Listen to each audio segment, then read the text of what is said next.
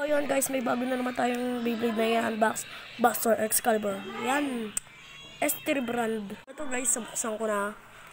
Ito, si Buster Excalibur. And dala ko din si Hellsight ng Takara-Tomy. Hindi ko mapapinunta kung paano ko nabuksan ko na. Ito si Buster Excalibur. And dala ko si Hellsight ng Takara-Tomy. Bale, nalagyan ko na siya ng sticker. Di ko mapapakita ang ilalabang ko to dahil wala ako sa amin. Nasa bahay ako ng tita ko. Ito na yung mga parts. Ito si Buster Excalibur. Medyo pangit yung sticker niya. Tapos ito yung piece 1. And yung driver mali. Hindi siya yung sword. Ewan ko anong driver to. Hindi siya yung sword kaya mali.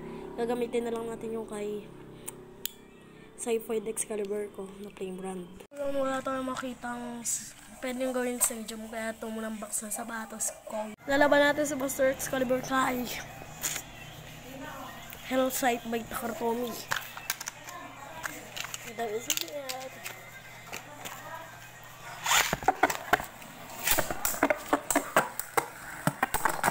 Oh, burst! What a great burst by Takara-Tomy. Hellsight. Oh, burst.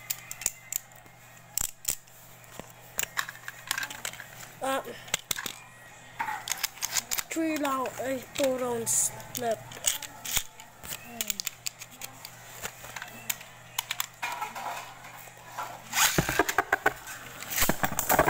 Oh, what a great burst again by Hellsight Takara-Tomy.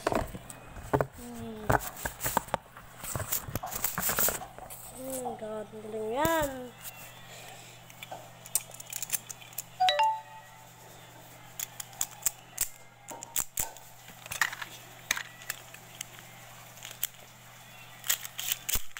Okay, last battle, guys.